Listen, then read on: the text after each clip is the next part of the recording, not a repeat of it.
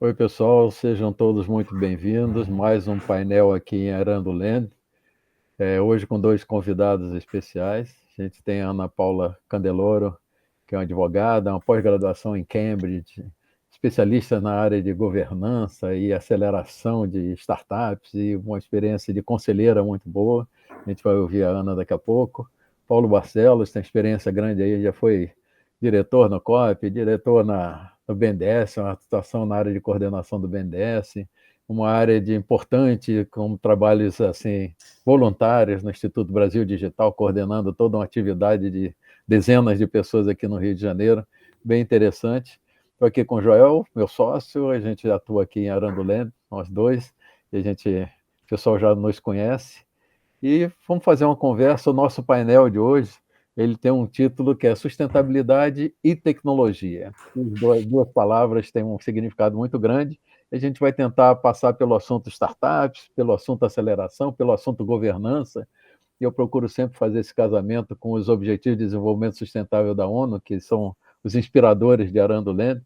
Aí diz, poxa, qual é o que governança tem mais a ver? Talvez seja o ODS 16, né, que trata de justiça, de formato de governo, mas quando você atravessa, pega tudo, né? A gente fala de pobreza, fala de saúde, fala de educação.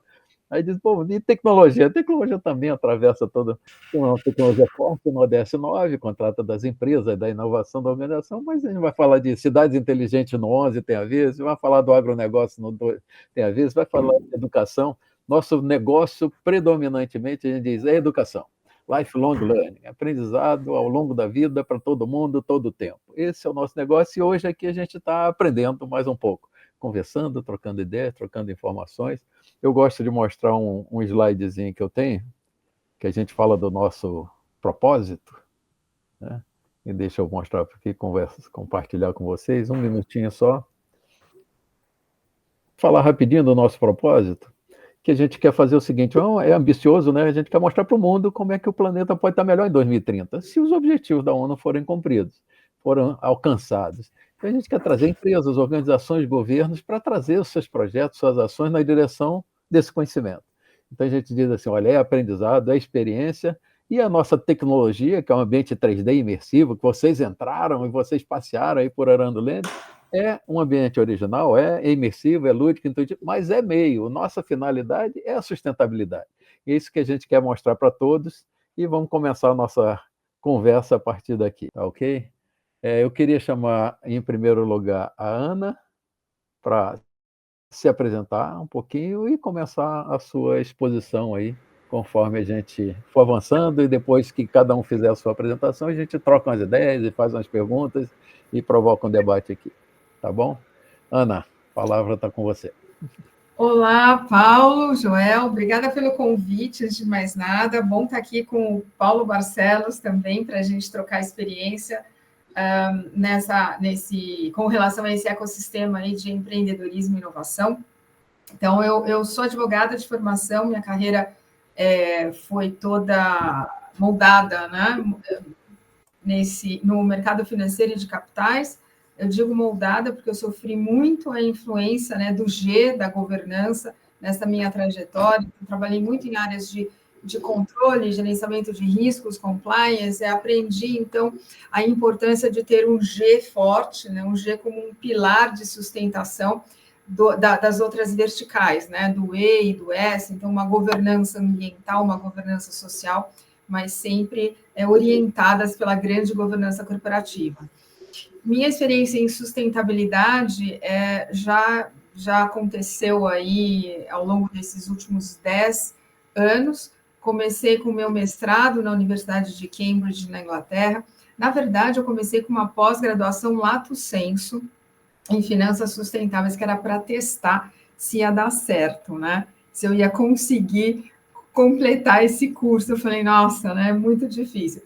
Enfim, aí, ok, funcionou. Eu tive contato, né, com assim, mentes brilhantes, foi realmente um privilégio, né, estar lá, e funcionou, e eu acabei querendo mais, e acabei ficando para concluir, então, o meu mestrado, em mais 2 anos de estudos, e me formei, né, com uma dissertação relacionada à liderança para a sustentabilidade.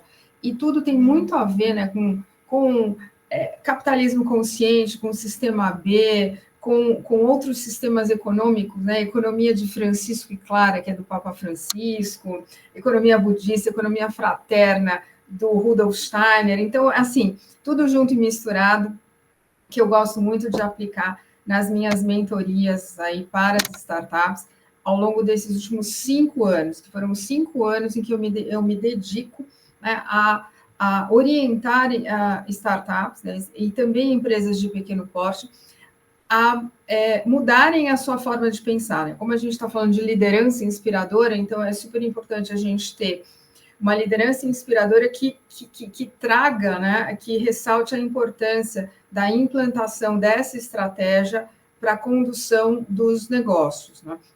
E lá se foram aí mais de 80 startups.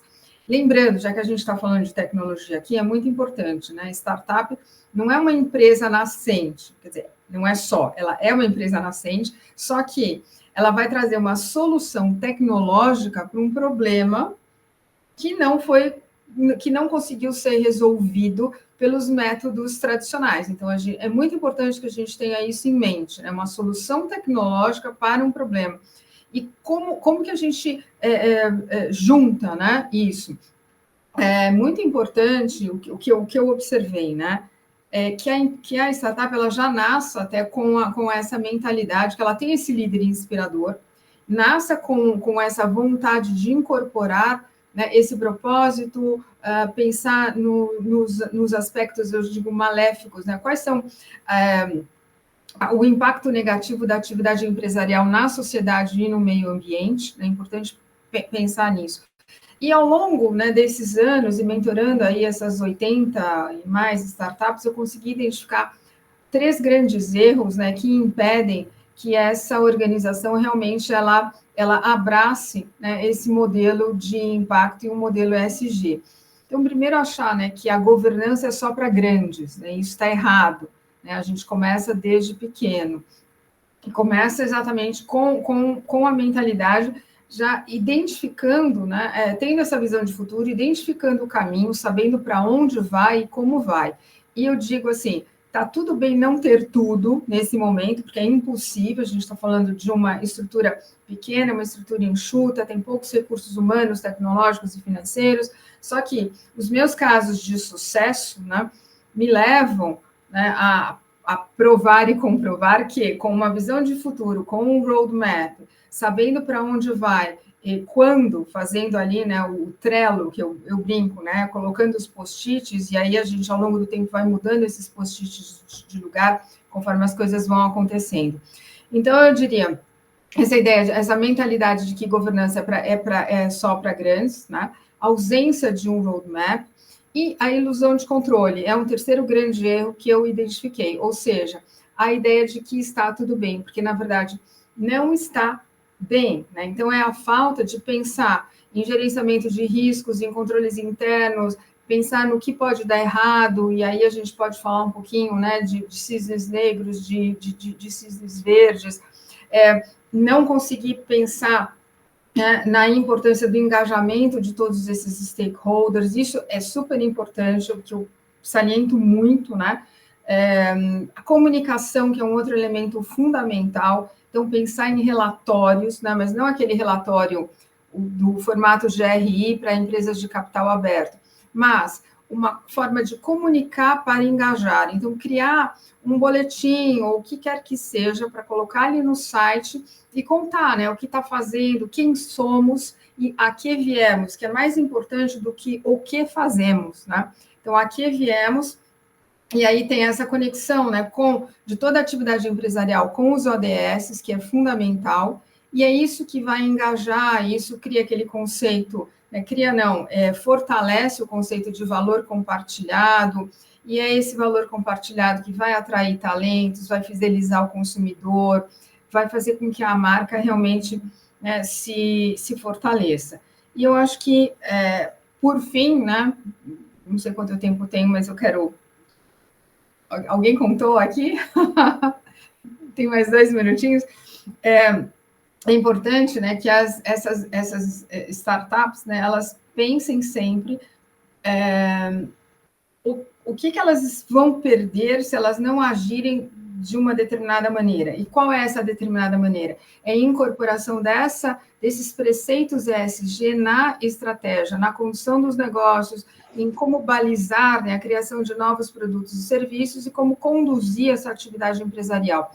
Então, o que a empresa pode estar perdendo? Ela pode perder mercado, ela pode perder consumidor, principalmente até os millennials, aí que estão super conectados com essa agenda e com essa pauta.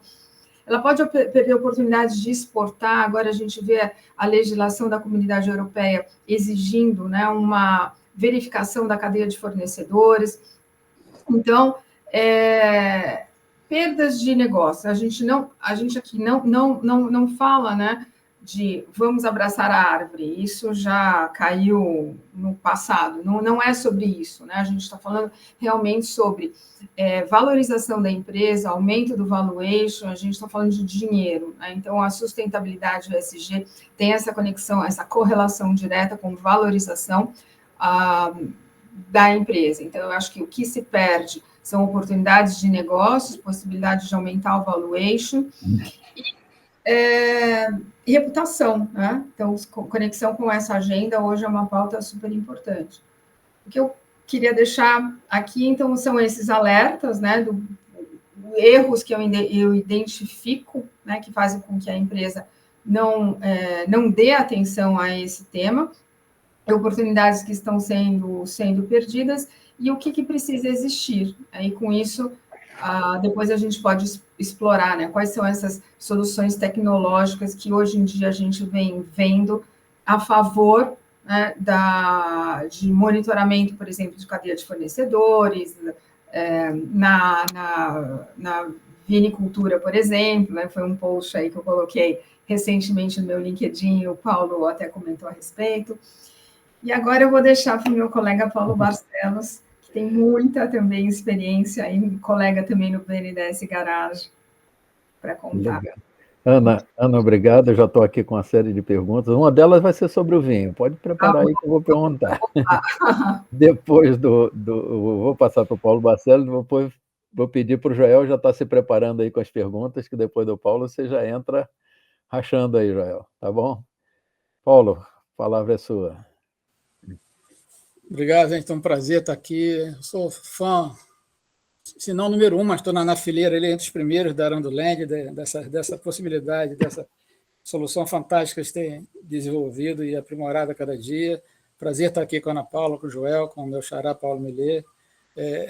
Sou Paulo Barcelos, eu sou doutor em estratégia pela COP da UFRJ. Então, acho que a primeira coisa que eu gostaria de destacar é essa questão da importância da estratégia, do planejamento estratégico como referência para você preparar tudo. Tudo nós vamos falar aqui, eu vou querer puxar esse viés, e aí tem a ver com o que a Paula falou de onde viemos, né, a importância do alinhamento com a ESG, tudo tem que estar alinhado à tua estratégia, tal. Então, nesse meu doutorado em estratégia, eu criei lá em 89 um conceito de estratégia aprendizacional. O pessoal falou, que história é essa? Que eu preciso aprender mais rápido e melhor que o meu. Então, é um ciclo virtuoso onde a instituição se foca no aprendizado e o aprendizado é focado na estratégia para você conseguir fazer com que as coisas avancem. Que o pessoal falava muito de estratégia organizacional, institucional, eu não quero institucionalizar, eu quero que aprender mais rápido. Quando o Peter Drucker, aquela turma falou da era do conhecimento, começaram a entender. Hoje o lifelong learning é padrão, mas isso eu era maluco quando falava isso em 89, 90. E aí esse conceito é importante, foi a minha tese de doutorado, eu comecei a desenvolver isso. Depois, do doutorado, eu fui convidado a participar de uma chapa, eu fiquei na diretoria da COP, diretora adjunta de Planejamento, Administração e Finanças, durante 2001, 2006. Aí, nesse período, eu fui aprimorando esses conceitos, e aí toda hora a gente via pessoas nos procurarem para eu quero a tecnologia tal, que nem hoje, tá? Nós estamos vivendo com chat GPT, coisas do tipo, todo mundo procurando ferramentas, mas não sabe para quê, né? Não tem muita clareza. Então, as ferramentas, eu sempre falo, são muito boas para nos dar ganhos de eficiência, mas conforme eu tenho um consultor americano que eu sempre cito, o Benjamin Trego, que a última coisa que você precisa, quando está indo na direção errada, é chegar lá com mais eficiência. Então, primeiro, você tem que definir a sua estratégia e garantir que essas soluções sejam adequadas a seguir essa estratégia que você quer buscar. Então, começou a desenvolver a questão da estratégia, e quando começou a discutir nas empresas, aí eu venho em 2006 para o BNDES, e aí chego aqui, eu já vinha trabalhando com várias consultorias de estratégia, usando metodologias que eu venho desenvolvendo, e aí criei um conceito que chama Balance Scorecard de segunda geração. O BSC era conhecido, eu estudei todos os principais casos que tinha no Brasil e no mundo e comecei a montar soluções metodológicas para superar aqueles problemas. E essa segunda geração é o quê? Eu consegui... O grande problema das organizações, das pequenas, médias empresas, especialmente, empresas públicas, por exemplo, você está gerindo com orçamento, no primeiro ano da gestão pública, você está gerindo com o orçamento do ano anterior. Você levava para fazer um processo de planejamento cerca de 2 anos, custava alguns milhões para as grandes empresas. Você ia implementar no terceiro ou quarto. Então, você já está pensando na reeleição. Então, instituições públicas não funcionavam. Então, eu passei 30 anos encurtando e criando uma metodologia, esse BSC segunda geração, que são 12 reuniões de 1 hora. Então, em média, 3 meses você consegue implementar uma solução dessa. Então, sendo uma reunião uma vez por semana.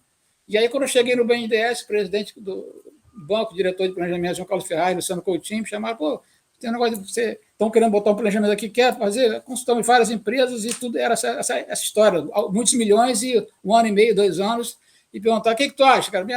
Eu faço em 3 meses. Ele falou, 3 meses? O que você precisa? Cara, me dá um estagiário aí.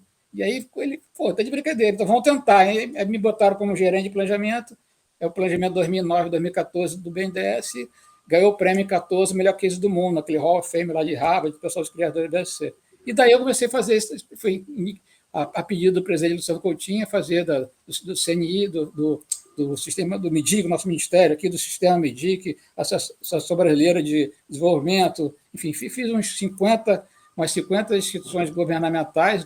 Eu falo que tem o conceito, várias empresas do Atlas, que eu tenho um conceito do BSC, que é o mapa estratégico, eu criei o Atlas estratégico, você tem que balancear os vários mapas. Então, se você olhar as instituições de inovação do Brasil, BNDES eu fiz, FINEP eu fiz, apoiei, né, esse processo, por exemplo, com essa metodologia, INPI, Inmetro, e todo o sistema do Ministério de Indústria, Comércio e Desenvolvimento, e, enfim, a CNI, Diretoria de Inovação, a CNI, a MEI, Mobilização Empresarial pela Inovação, que tem lá na CNI. Então, foram vários processos de planejamento que foram desenvolvendo, e ao fazer esse mundo de exercícios, eu senti uma dificuldade absurda da falta de conexão entre eles. Aí também, que a Ana Paula estava falando, essa questão do engajamento, stakeholder, as pessoas não se conhecem, né?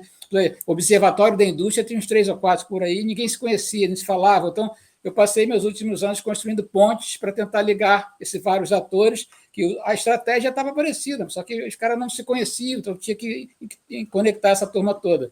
Aí, de lá para cá, essa questão de governança também passou a ser importante, começou a criar vários sistemas, o Sistema Nacional de Fomento, o Sistema de Ecossistema de Núcleos Estaduais de Inovação da CNI, criamos vários sistemas para tentar organizar o sistema aqui dos ecossistemas do Rio de Janeiro, a gente pode falar depois sobre eles. Então, essa lógica de criar os sistemas e promover essa interação entre eles também é uma coisa que eu acho que é importante a gente destacar. E, a partir dessas questões metodológicas, foi criando vários outros conceitos, do meta-estratégia, que é a estratégia para a implementação da estratégia, foi criando essas soluções. E aí, aqui no banco, eu conheci uns colegas que estavam criando o Instituto de Compliance Rio, é um instituto para focar na questão de compliance, integridade, ética e tudo associado à governança e à gestão associada a esses conceitos de integridade e ética. E agora, com as novas tecnologias, eu também coordenei durante um bom tempo um grupo, um GT de tecnologias e compliance, tecnologias e integridade. E hoje a discussão é muito grande sobre a ética e integridade associada às novas tecnologias, à inteligência artificial, etc, etc. Eu participo também de um comitê de inovação da Associação Internacional de Inteligência Artificial, onde eu venho trabalhando em várias frentes, ajudando o governo, né, até nessa discussão agora da nossa lei da inteligência artificial que está sendo discutida. Participo também de outros fóruns, e indo para o final aqui, então, recentemente, nessas discussões, no BNDES, eu participo do BNDES Garage, que a Ana Paula falou, como mentora ali, então é uma experiência fantástica também, depois pode falar um pouquinho sobre isso, essa e outra experiência que eu tenho tido junto às startups, e até que recentemente eu faço parte do conselho do Movimento Brasil Digital para Todos. É um movimento da sociedade civil, não partidário, suprapartidário, que busca promover a transformação digital no Brasil. e aí o Paulo Melê também, o Joel, a turma vem participando, ajudando a gente lá também, são nossos conselheiros. E aí depois a gente vai falar sobre isso, um pouquinho mais sobre o Brasil Digital, tem várias frentes, tem um prêmio nacional, coisa e tal, a gente fala sobre isso mais. Mas uma das frentes principais é que eles começaram a criar ecossistemas estaduais. Então, tem vários ecossistemas espalhados pelo Brasil, e eles não se falavam muito bem. Então, cada estado criou um conselho de ecossistemas para promover essa interação entre os vários ecossistemas do estado. E aqui no Rio nós criamos. Não tinha, eu falei, vamos conversar sobre isso aí. Fizemos uma grande reunião na Firjan no ano passado e criamos um planejamento e criamos esse ecossistema de inovação e transformação digital do Estado do Rio de Janeiro. Me elegeram presidente, eu tenho vice-presidente, a gente vem tocando essas frentes. Depois a gente pode falar um pouquinho mais sobre isso. Tem várias frentes, grupos de trabalho que estão discutindo vários temas interessantes por ali. Enfim, para não me alongar muito mais, mas tem várias possibilidades, várias frentes aqui que eu gostaria de comentar, mas vou parar por aqui, depois a gente volta a falar de acordo com as perguntas aí. Tá legal. Paulo, obrigado. Joel, pode perguntar, pode se manifestar e trocar ideias. Tenho perguntas para o Paulo também, mas eu vou voltar para a Ana primeiro. A Ana tem uma experiência aí tão rica, né? Mas eu tenho que fazer uma provocação. Eu pessoalmente acredito que sustentabilidade é muito uma questão de paixão do que de uma objetividade empresarial, né? Talvez até uma questão que a gente possa falar depois, uma questão de sobrevivência da humanidade. Mas isso é uma coisa mais filosófica, né? Mas o que eu queria perguntar é o seguinte: esse ano teve um revés na sustentabilidade a nível global, quando os grandes instituições financeiras, como BlackRock, como JP Morgan Chase, falaram o seguinte: não, espera aí, eu não vou continuar perseguindo esse objetivo, não, porque a lucratividade está caindo. Então, meus amigos, meus clientes, me desculpem, eu estou voltando atrás. Eu acho que nós estamos passando uma transição que vai ter altos e baixos, né? Vai ter avanços e recuos. Mas eu queria, você que tem uma posição privilegiadíssima, Ana, você podia compartilhar um pouco com a gente como é que está essa dialética, esse fluxo-refluxo pró e contra a sociedade no meio capitalista? Perdão, pró e contra a sustentabilidade no meio capitalista?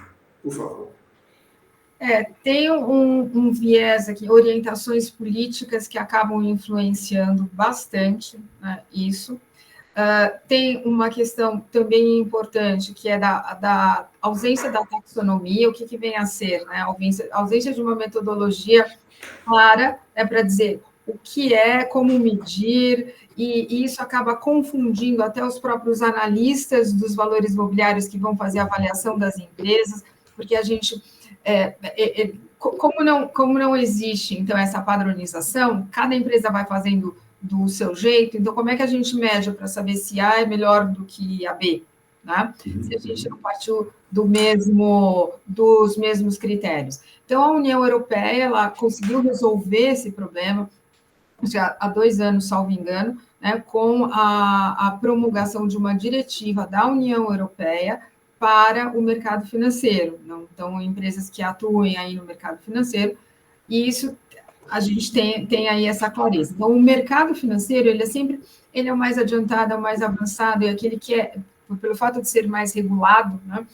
E a gente tem um movimento também muito grande dos nossos órgãos de regulação e autorregulação, então o Banco Central, a CVM, a Anbima, que acabam se inspirando nessas regulamentações internacionais e internalizam aqui no Brasil. Então, a gente tem movimentos muito importantes, teve um pacote de regulamentação que o Banco Central emanou há uns 2 anos, né, exigindo das instituições financeiras determinados comportamentos, em especial até o disclosure, que é a comunicação de impacto climático nas atividades das empresas. A CVM também, ela alterou um documento que é o chamado formulário de referência, é o documento que toda empresa de capital aberto tem que preencher, contando ali a sua vida, né? E aí tem um capítulo, que é o item 4, que fala sobre fatores de risco, e aí a empresa vai ter que também fazer a comunicação nesse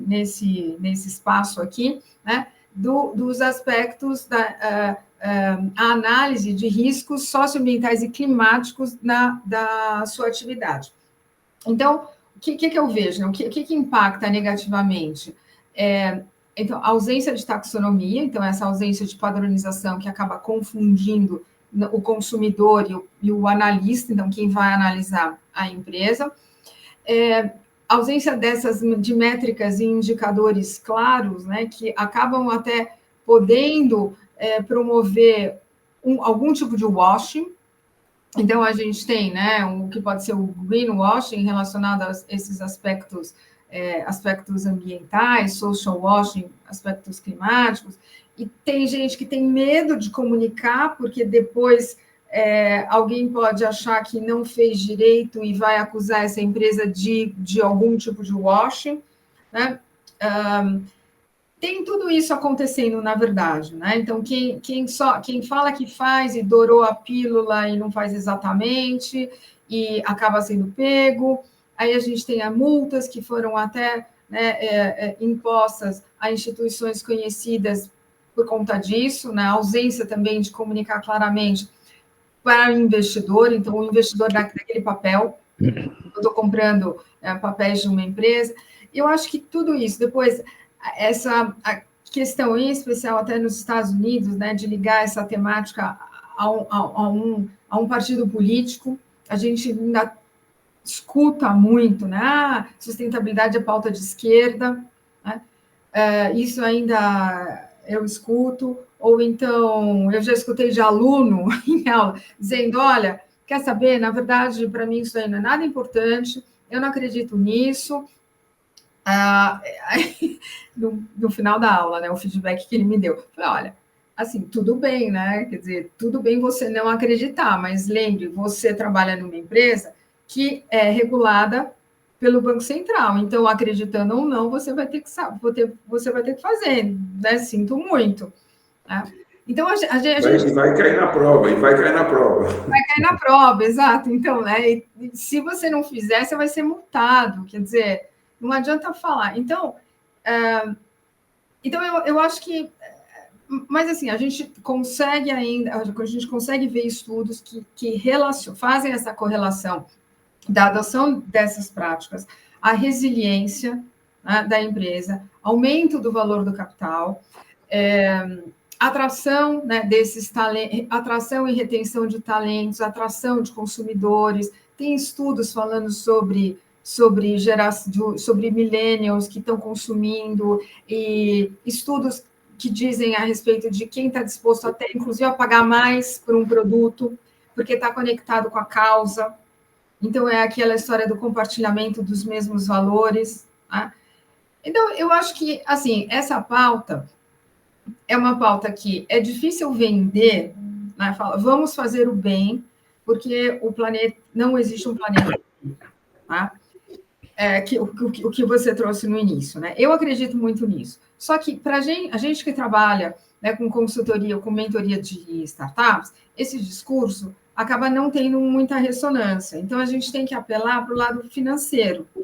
Então, você vai fazer isso por quê? Porque você vai ganhar dinheiro, ou você não vai perder dinheiro. Porque aquele que já tá ligado pela convicção, a gente não vai converter um convertido. Ele já está conectado. A gente precisa trazer mais empresas e mais pessoas para esse movimento. E como que a gente faz? Infelizmente, trazendo uma fundamentação econômica. Então, por isso que eu gosto de frisar, né? Vai perder a oportunidade de exportar, porque vai ter que demonstrar alguma coisa que você não se preparou para, né? Em uma rodada, por exemplo, hoje, eu converso com muitos fundos internacionais. O que eu ouço? Existem esses dólares e esses euros aqui, só que a gente não está conseguindo encontrar um match, não está conseguindo encontrar uma empresa preparada e uma empresa que tenha todo esse sistema, né, de governança social, ambiental e corporativa adequado para os nossos padrões internacionais. E aí, o que acontece? Existe um dinheiro que está querendo, um investidor que está querendo investir e não consegue encontrar a empresa. Então, assim, é burrice no final das contas, né? Por que eu, como empresa que quero captar recursos, não vou me preparar? Então, né, voltando, eu acho que essas empresas grandes que acabaram colocando um pé para trás, nessa pauta, eu acho que foi muito receio também, né, de dizer que faz e depois ser acusada de não estar fazendo, essa questão da ausência dessas métricas claras e indicadores, porque podem ser depois responsabilizadas por isso. Tá. Ana, muito boas suas colocações. Eu vou passar para o Paulo para fazer uma correlação aí com o Instituto Brasil Digital e esse esforço de penetração na hélice tripla, quádrupla, quíntupla, nos vários segmentos e como é que se mobiliza essa turma. Eu estou vendo na conversa com a Ana muita correlação, uma experiência que eu e o Joel tivemos durante 10 anos, na década de 90, a implantação de programas de qualidade e qualidade total. Eu vejo muita similaridade. Aí o pessoal dizia, poxa, mas por que eu vou gastar dinheiro nisso aqui? Não, você vai fazer. Aí daqui a pouco começaram os grandes compradores a exigir a certificação da qualidade. Isso vai acontecer agora também. Então vai exigir a certificação da sustentabilidade e o pessoal vai começar a entrar nos eixos pelo lado da grana, né? Ou pelo lado do financeiro, na parte da sustentabilidade. Eu vejo muita correlação aí e eu queria que o Paulo comentasse esse lado aí da experiência no Instituto Brasil Digital. Nós tivemos o prazer de concorrer a um prêmio no Brasil Digital e tanto o BNDES quanto nós, né, humildemente ganhamos. O meu troféu está ali, ó. Meu troféu está ali na estante. E foi legal porque das 4 empresas do Rio de Janeiro, nós tivemos o BNDES premiado, tivemos a Vibra, uma grande empresa privada, nós tivemos a Login, uma outra grande empresa na área de cabotagem, e tivemos nós, né, a RioSoft, ao mesmo tempo com 2 chapéus, né? A RioSoft é uma OCIP e a Arandoland é uma startup, né? Então, ao mesmo tempo, nós somos esses 2 chapéus. Foi uma boa experiência e a gente viu o esforço de casar a ideia de sustentabilidade com tecnologia e mantendo esse equilíbrio aí. Fala aí, Paulo, conta um pouquinho dessa história. Depois tem mais uma para você, hein, Paulo, sobre o Scorecard versão 2, mas primeiro responde ao Paulo, depois eu engato aqui. Vamos lá. Então, o Brasil Digital, que minha paixão atual, né? Então, esse movimento aqui é fundamental para a gente poder mobilizar esses vários atores. Então, o movimento Brasil Digital como um todo tem algumas frentes. Então, tem uma academia de cursos digitais, tem um prêmio, que é esse Prêmio Nacional de Transformação Digital, que vem uma homenagem ao Osiris Silva, então o Prêmio Brasil Digital Osiris Silva, que é esse que o Millet falou, que nós foram os 4 premiados esse ano. Então, e por dentro daquele ecossistema, que é outra frente dos ecossistemas que a gente tem ali nos ecossistemas estaduais, que a gente vem tentando promover. Então, assim como eu sou presidente, tem esse ecossistema aqui do Rio, tem um conselho com 15 representantes, o Millet, tem vários outros atores participantes, já convidei a Ana Paula para participar do nosso conselho também, vamos ajudar a movimentar isso mais aqui no Rio de Janeiro. A gente precisa... eu busco, além do trabalho aqui no Rio, que eu vou falar já, eu tento promover uma interação entre os diversos ecossistemas, né, os diversos outros estados do Brasil, para a gente começar a trocar experiência e tal. Então, aqui no Rio de Janeiro, o que nós fizemos? Nós abrimos 4 grandes frentes de trabalho, que chamamos de grupos de trabalho. Então, no Rio de Janeiro, diferentemente de outros estados, a gente tem uma Secretaria Estadual de Transformação Digital. Então, essa secretaria, nós temos esse trabalho de um conselho de ecossistemas estaduais de transformação digital e inovação. Então, nós viemos interagindo com eles, e, por exemplo, no estado do Rio de Janeiro, nós temos 2.300 serviços digitais oferecidos por essa secretaria, promovida. E aí, começa, na primeira conversa já com a secretaria, assim que ele foi fundado, nós conversamos, mas, cara, eu tinha acabado de publicar um artigo que falava que, sei lá, não lembro os números de cabeça, mas, sei lá, cerca de 50% dos idosos não têm acesso à internet. X%, 40%, 50% das classes D e E não têm acesso à internet. Pois nós estamos botando tudo digital, não tem um risco de a gente estar causando uma maior, ampliando essa disparidade, esqueci a palavra agora, o isolamento, uma segregação, talvez.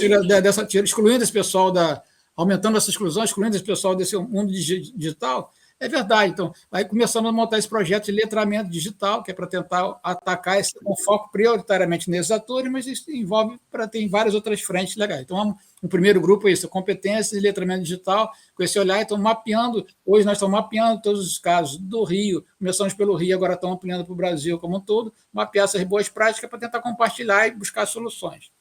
Um segundo grupo é focado nos municípios do estado. Nós temos 96 municípios, todos já discutiram nesse trabalho de transformação de governo digital, coisa e tal. Então, a gente tentou identificar como é que eles estão fazendo isso, que outras práticas eles estão desenvolvendo. Então, tem um vice-presidente nosso, que é o secretário de Ciência e Tecnologia de Teresópolis, que foi uma das primeiras cidades do Brasil a ter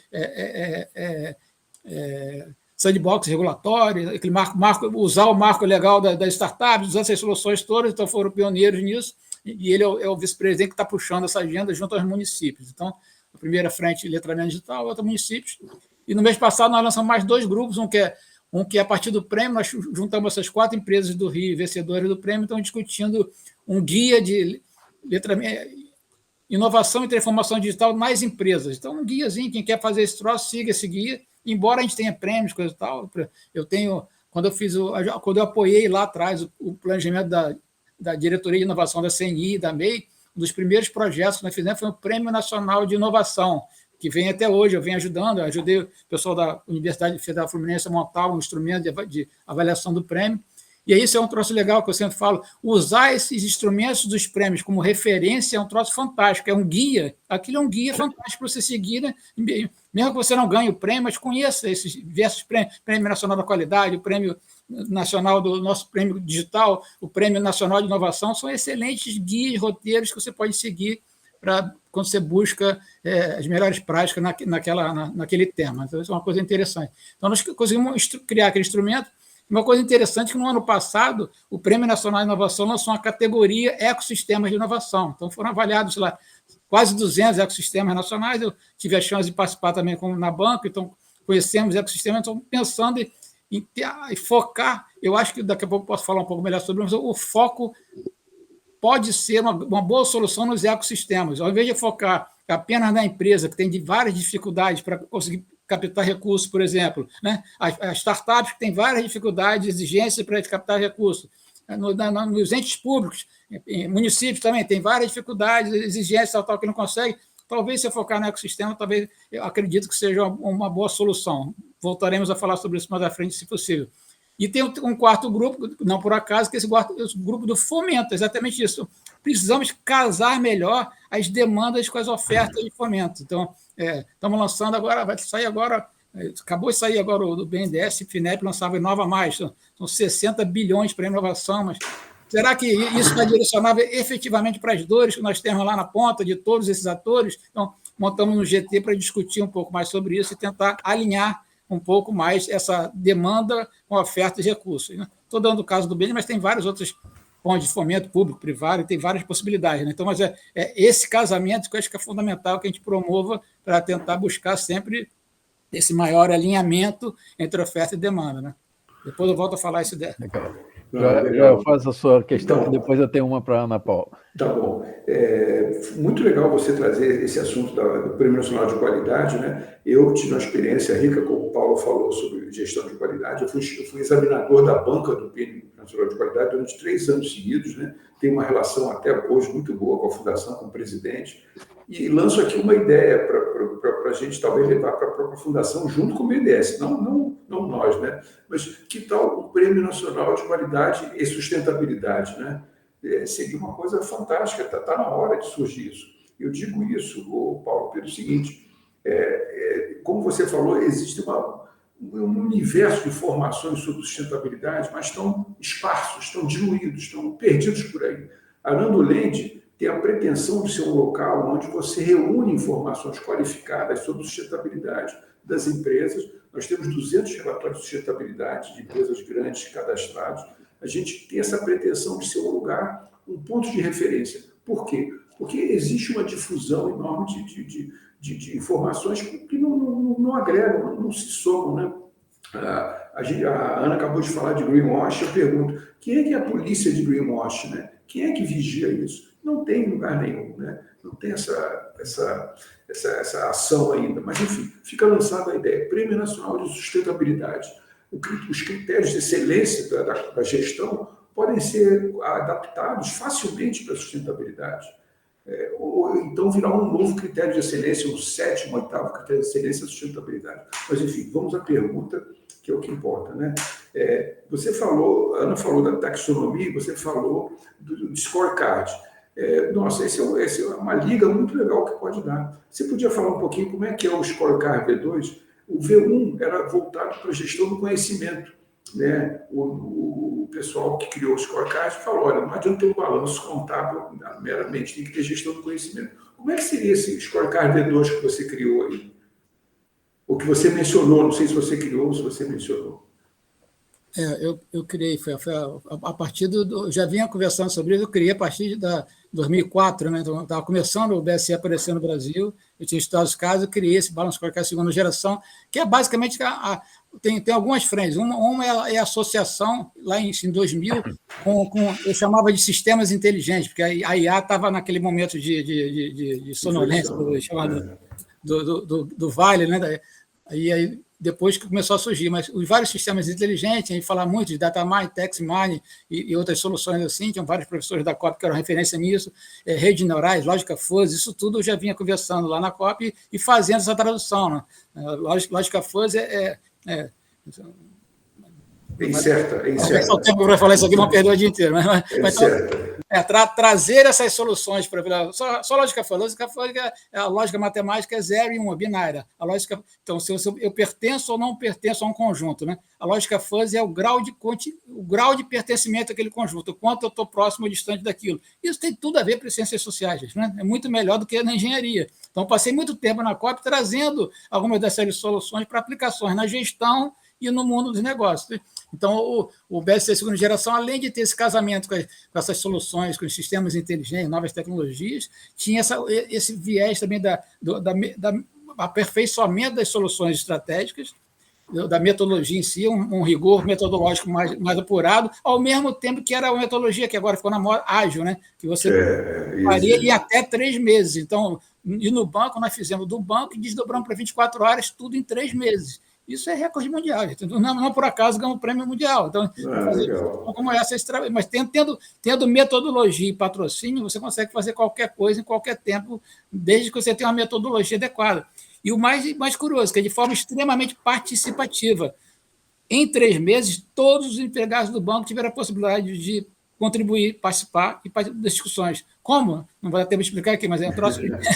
Depois um papel fundamental. Essa tua provocação de trazer do prêmio também foi uma coisa muito interessante. Eu também fui avaliador por mais de 10 anos do Prêmio Nacional da Qualidade. Legal. E quando eu estava na COP, tem uma história, vou gastar mais 2 minutinhos aqui, se me permite. Então, eu na COP, os institutos de pesquisa do Brasil eles gastam boa parte dos recursos da pesquisa para fazer a sua gestão interna, sua organização interna. Então, nós fizemos, na época, o ministro fugiu o nome, Campos, que era candidato a presidente, que era ministro da Ciência, Tecnologia e Inovação, era o primeiro, sempre esqueço o nome dele, Eduardo Campos, né? Foi candidato a presidente, faleceu. Ele era o ministro da Ciência, Tecnologia e Inovação, ele puxou junto à Associação Brasileira de Estudos de Pesquisa, Ciência, Tecnologia e Inovação, nós criamos um prêmio, pegamos um prêmio da FNQ, parecido com o que você falou, prêmio da FNQ, traduzimos para avaliação de institutos de pesquisa, classificamos esses institutos de pesquisa em A, B, C, D, e aí para o D virar C, C virar B, B virar A, o que eu preciso? Criamos projetos, perfeito. Uma parceria com o BNDES, o BNDES financiou esses projetos todos. Uma alavancagem fantástica para o Instituto de Pesquisa Brasileiro. Então, uma coisa similar que a gente pretende, a gente tem como ideia, um projeto, um sonho aqui de fazer para os ecossistemas de inovação e também para a questão da sustentabilidade, que seria uma solução fantástica. Eu acho que a gente pode conversar mais sobre isso. Boa ideia. Eu deixo a ideia de você fazer a Balance Scorecard versão 3. O 3 seria com sustentabilidade. Vai, Paulo, leva aí. Legal. Vou começar a pedir para a Ana, mas antes, só nessa linha do prêmio, uma curiosidade, né? Eu participei das discussões iniciais dos critérios do Prêmio Nacional da Qualidade e a gente discutia muito o Prêmio Deming. E o Prêmio Deming foi ganho pela Florida Power Light no ano X e no ano seguinte ela faliu. Aí o que foi? Pô, o grande problema, porque a área financeira não estava nos critérios da qualidade. Era tudo, o cliente, e a grana não entrava. Aí, a partir dali, que começaram a entrar os resultados econômicos e financeiros também, por causa desse exemplo do Prêmio Deming. E Paula, é nessa linha?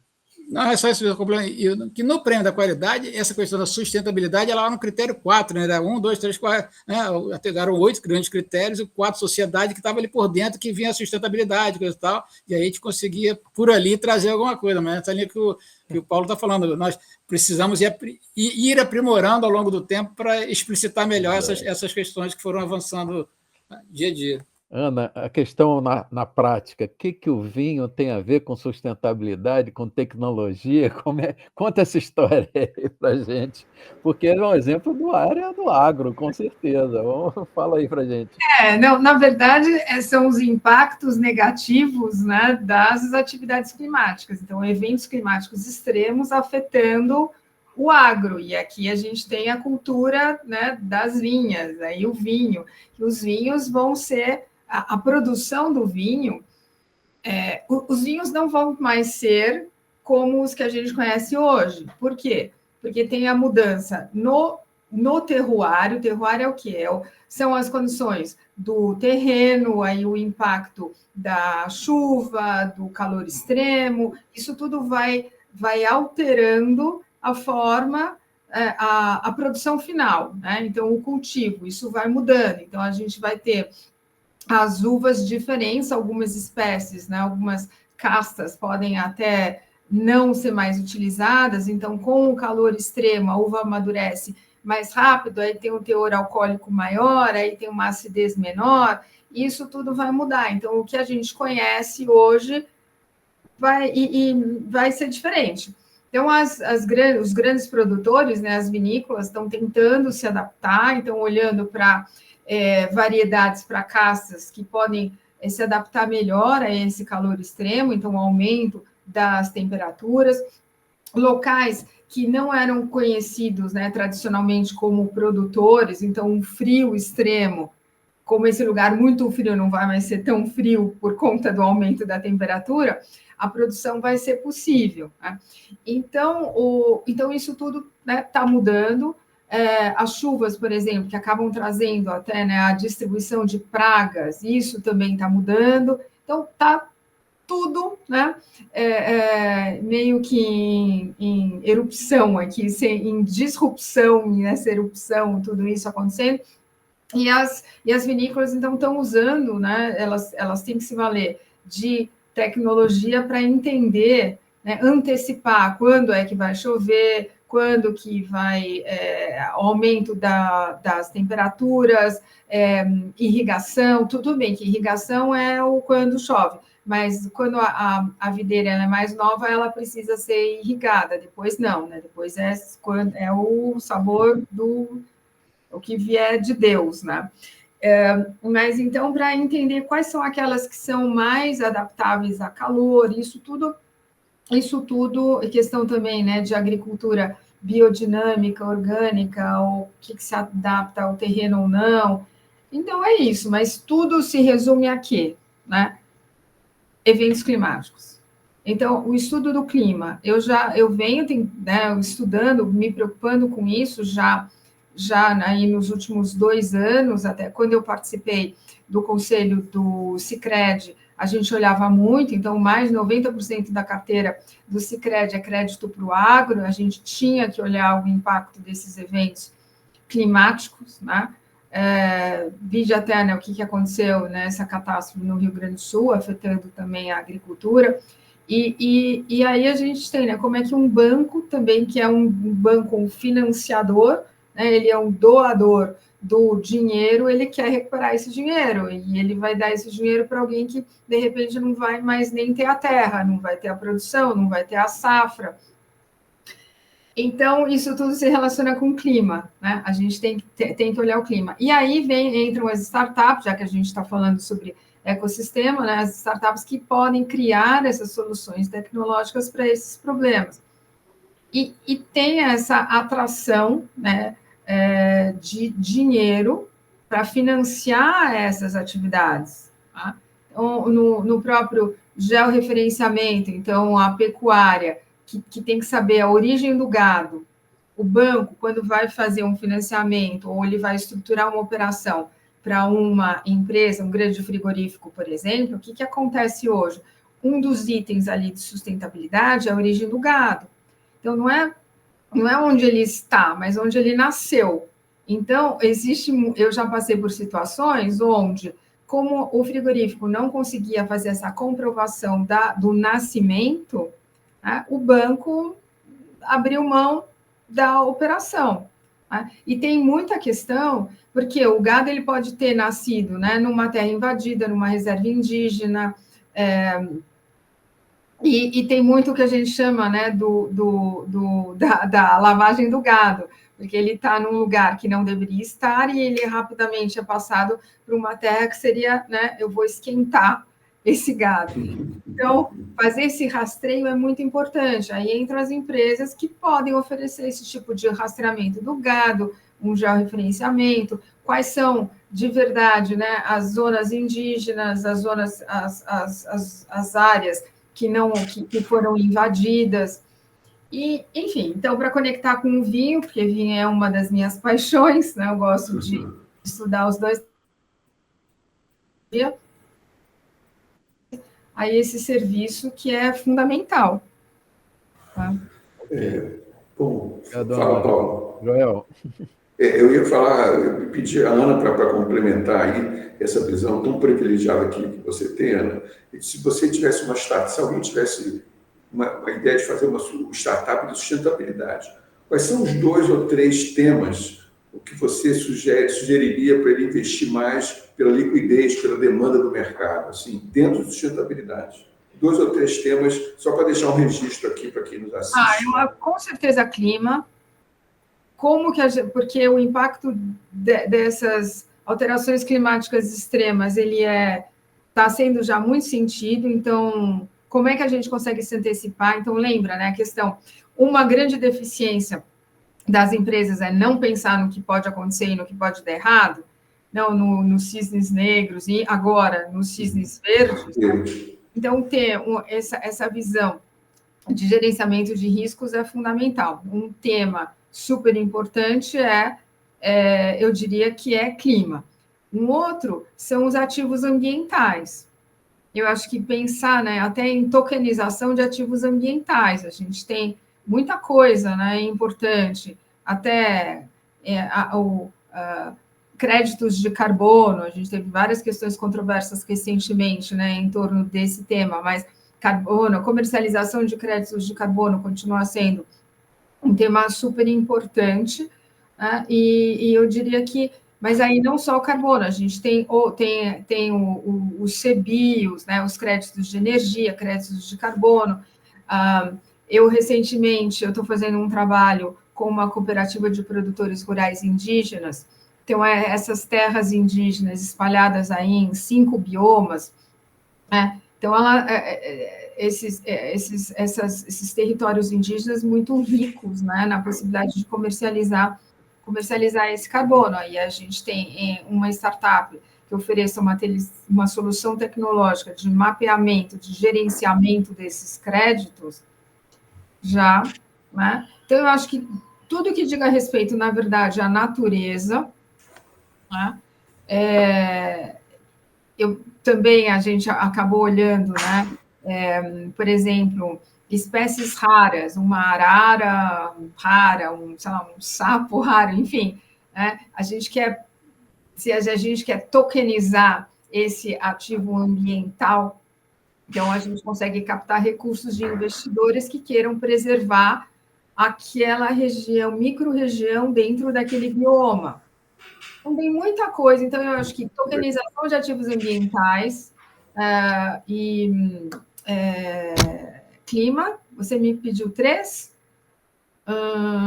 2? 3? Tá. Então, eu acho que, bom, monitoramento, né, você até conhece, né, a ES Green, Joel, eu acho que a questão, assim, de monitoramento de cadeia de fornecedores é um outro tema que está muito em evidência, inclusive porque está sendo levantado, né, pela legislação as diretivas da Comunidade Europeia. Então, eu acho que cadeia de suprimentos, olhar o que acontece nessa cadeia, em termos até de violação de direitos humanos, direitos sociais, e aí a gente consegue, aí vai para rastreamento, né, do boi, se ele foi esquentado ou não, e por aí vai. Acho que é isso. Legal. Paulo, você que é o cara do planejamento, da estratégia aí, como é que você está vendo essa parte de alinhamento na área governo federal, estadual, municipal, na área de empresas?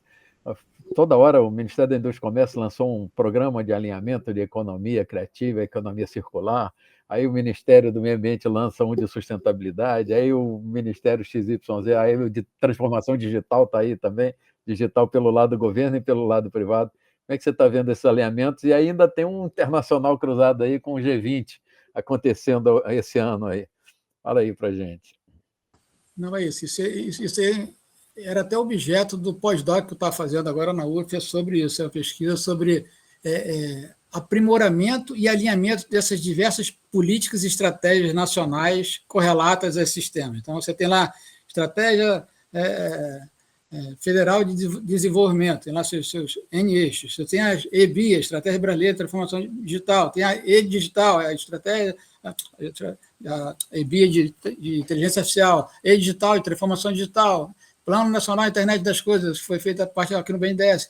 É um mundo de políticas e estratégias nacionais que foram criadas sem muito alinhamento entre elas e sem muito direcionamento e sem muito alinhamento delas com a realidade do dia a dia e a efetividade dos seus resultados. Quem tem que promover maior alinhamento dessas questões e maior alinhamento do trabalho que as diversas organizações estão fazendo com essas políticas também. Eu acho que é um movimento que eu tenho tentado fomentar e buscar para apoiar isso também. Porque tem muita coisa legal sendo feita, na linha que a Ana Paula estava comentando, lá aqui no Rio de Janeiro, pulando dessa questão das estratégias nacionais. Vamos falar das duas pontas, já que não tem muito tempo, ter as estratégias nacionais e ter a estratégia bem traduzida para as nossas instituições é fundamental para os nossos ecossistemas, para os diversos atores deles.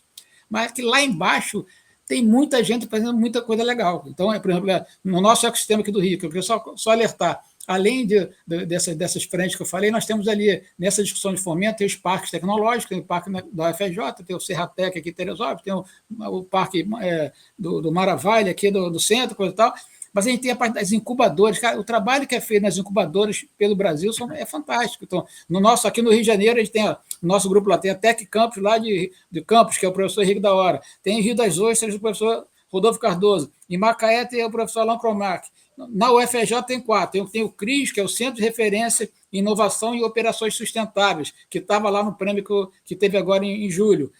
Tem a INIAGA, que é a Incubadora de Negócios de Impacto Social e Ambiental. Tem a Incubadora de Cooperativas Populares, tem a Incubadora da COP. É um mundo de gente fazendo coisas muito legais. Então, por exemplo, na linha que vocês estavam falando, no início de julho, eu fui da banca lá o UFRJ lançou Inovação, é um programa para seleção, de incubação tal de empresas. Aí no painel final me chamaram. Aí eu fui lá participar da avaliação final, que é para selecionar as 12 finalistas. Mas olha só, o programa teve, só eu anotei aqui, 24 instituições, 61 cursos, 254 estudantes, 20 mentores e 58 projetos. Desses 58 foram 12 para a final. E de cabeça aqui, eu já vou falar para vocês, assim como no caso do BNDES Garage tem impacto social, organizações de impacto socioambiental, tal, lá também tinha esse foco. Então, de cabeça que eu estou lembrando, pensando aqui, só na parte de reciclagem, das 12, eu lembro que mais da metade delas era reciclagem, reuso ou coleta de lixo, plástico, vidro, medicamentos, etc. O endereçamento correto dessas coisas é fundamental. E quando você vai para o lado das energias também, clima, energia, coisa e tal, além das tradicionais, biodiesel, que já tem na COP, hidrogênio, eólica, solar, a turma lá trouxe projeto de pirólise a tambor, que é um troço genial, fantástico. Energia das algas, que é muito mais legal. Então, tem cada solução fantástica que a turma está desenvolvendo, implementando, que a gente tem que olhar um pouco melhor para isso. E aí que eu digo, esse casamento das políticas estratégicas com isso que a turma está fazendo aqui embaixo é fundamental a gente promover esse alinhamento. Isso que eu falei, a minha paixão é tentar fazer os lelos de ligação, criar as pontes entre essas turmas, porque é muita coisa bacana que a gente precisa incentivar e apoiar para se desenvolverem e continuar se desenvolvendo como estão. Legal. Eu vou pegar um gancho. A gente está perto do fim, né, Paulo? Estamos acabando Na já. fase você já pode ir fechando aí, que a gente Isso. faz uma rodada de Então, fechamento. vou deixar uma pergunta para os dois, hein? Até, claro, as ladies first, eu vou pedir a Ana para falar primeiro. A pergunta é a mesma. Como é que a gente divide o esforço e a responsabilidade por sustentabilidade, por ODS, entre Estado e empresas? Ou seja, isso é 80-20, é 20-80, é 50-50. Quem tem que ter mais responsabilidade perante a sociedade para sustentabilidade e para cumprimento das 169 metas do ODS? Estado ou empresa e cidadão? Ana. Ana, como a gente está na fase da rodada final, eu queria que você incluísse o tema das mulheres na sua resposta. Não, mas como eu vou conectar as mulheres aqui? Não, eu acho, essa pergunta é difícil, né? Mas eu acho que não tem assim um percentual que a gente pode dizer, eu sou mais ou menos responsável, mas eu acho que deveriam existir essas parcerias e incentivos fiscais e governamentais para empresas. Então, por exemplo, o empréstimo a um custo mais barato para as startups que estejam desenvolvendo determinadas soluções. Incentivos, incentivos tributários. Então, eu acho que isso é muito importante, a gente vem discutindo em diversos fóruns, né, essa questão de isenção, diminuição de tributos, enfim, algum tipo de incentivo. Por quê? Porque a gente sempre tem que lembrar, né, o que tem mais de apelo aqui é o dinheiro. Então, tem que ter uma fundamentação econômica, um apelo financeiro. E eu acho que isso ajudaria, facilitaria muito. Então, do lado do governo, eu acho que pensar, né, em parcerias e pensar em oferecer isenções, facilitações, incentivos fiscais, tributários, o que quer que seja. E do lado das empresas, trabalhar muito, né? Aí eu diria, trabalhar muito em educação, para que realmente essas lideranças percebessem o valor desse tema. Porque sem uma liderança, que é uma chamada liderança regenerativa, uma liderança consciente, como o capitalismo consciente fala. Então, a gente precisa trabalhar lideranças. Porque quando a gente tem essa liderança, aí a gente tem o exemplo, consegue fomentar engajamento, tem empresas mais humanizadas, tem uma série de benefícios. Eu acho que diria isso. Não sei te falar um percentual, mas eu acho que um trabalho conjunto seria ótimo. Mas fala das mulheres. Das mulheres, aí a gente entra na questão da diversidade, né? Que eu acho que é muito importante pensar nisso, né? Eu faço parte também de um grupo chamado 30%, que é 30%, um movimento que nasceu no Reino Unido, e é uma organização não governamental e pretende aumentar a participação das mulheres em posições de liderança e em conselhos de empresas listadas na Bolsa. Né? E eu sou responsável pelo Comitê de Educação, então criar parcerias com empresas de educação para oferecer uma caixinha de ferramentas para que essas mulheres consigam todas as condições para alcançar. Mas eu acho que, de novo, né, a gente precisa também do olhar, né, dos líderes que estão nessas posições de destaque para oferecerem essas condições de desenvolvimento e não ter essa resistência, né, em escolher mulheres ou dar mais espaço para as mulheres. Aí vem uma discussão sobre cotas, que também é importante. Então, a gente fala, claro que todo mundo é super a favor da meritocracia, é muitíssimo importante, só que alguns países nórdicos até introduziram esse conceito de cotas por um determinado momento no tempo para alcançar uma paridade, aí retiraram as cotas. Então, esse é um movimento que pode fazer sentido. Então, eu acho que, assim, abrir o espaço, né, não ter tanto mais esse clube do bolinha, e realmente, né, pensar, porque... E não é só questão de mulheres, né, a gente não está falando só de gênero, mas a diversidade em todos os sentidos, que ela é super importante. Tem alguns textos acadêmicos que falam até da importância da diversidade religiosa em um colegiado.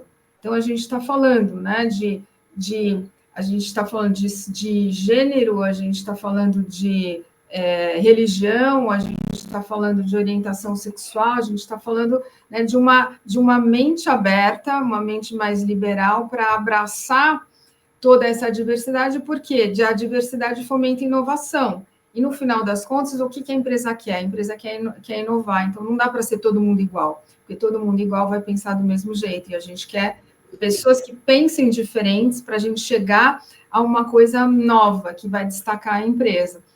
Então, eu colocaria essa questão, né, das mulheres, a questão do gênero, mas a questão da diversidade de uma maneira mais ampla. Ok, obrigado, Ana. Vamos fazer a rodada final aí para as despedidas, começando pelo Paulo.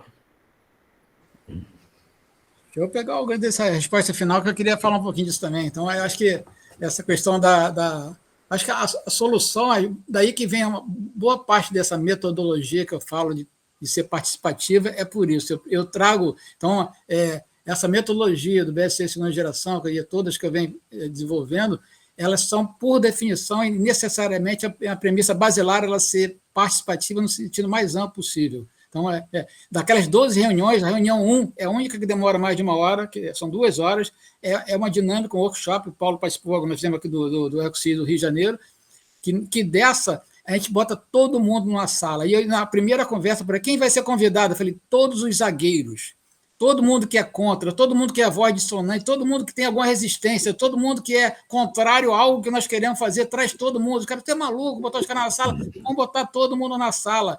Tendo uma metodologia adequada, eu faço esse pessoal conversar e trazer as ideias dissonantes, as ideias, os novos pensares, o novo olhar, o olhar diferente que a Ana Paula falou.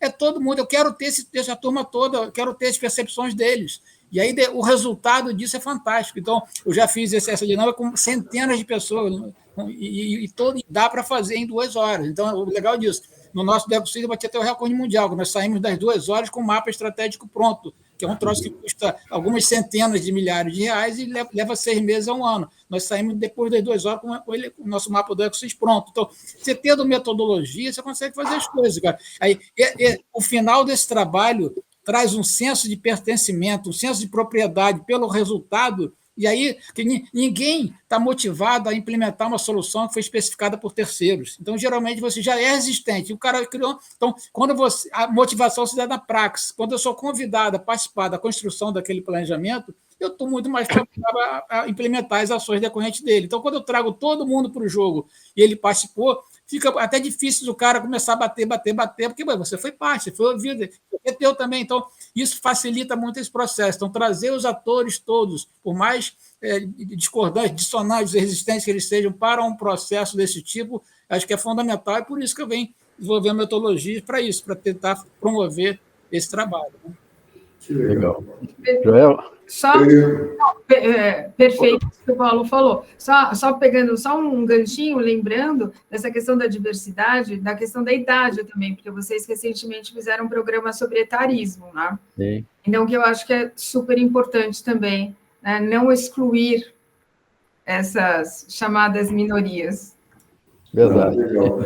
Paulo Marcelo, você me fez lembrar minhas implantações de ISO 9001, como a gente tinha que aparar arestas e até galhos inteiros, troncos inteiros, né? Uma experiência riquíssima. Um dia a gente fala sobre isso. Mas, olha, muito obrigado, sensacional a contribuição de vocês. Esse está um show. Difícil manter essa qualidade aqui da apresentação de hoje. Muito bom. Tá bom. Ana? Bom, só agradecer. Para o encerramento.